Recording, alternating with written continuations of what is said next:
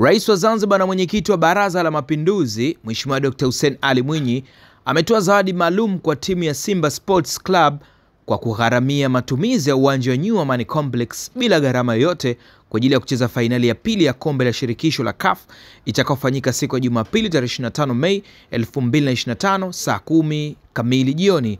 Uamuzi huu wa Rais Dr. Mwinyi unalenga kudhihirisha mapenzi yake ya dhati kwa michezo pamoja na kuhamasisha ushindi kwa timu ya Simba katika mechi hii ya kihistoria dhidi ya Berkane kutokea nchini Morocco. Hatua hiyo pia ni sehemu ya juhudi za Serikali ya Mapinduzi ya Zanzibar za kuunga mkono maendeleo ya michezo na kuleta hadhi ya kimataifa.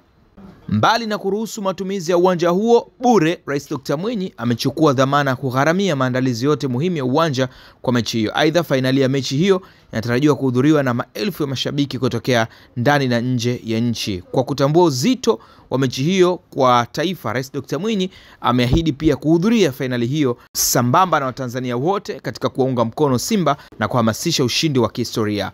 Hii ni taarifa maalum kwa vyombo vya habari kutokea Ikulu ya Serikali ya Mapinduzi ya Zanzibar ambayo ilitolewa na Naibu Mkurugenzi wa Mawasiliano Ikulu, Rakii Mohamed. Hizi ni ripoti za Ayo TV hapa Zanzibar.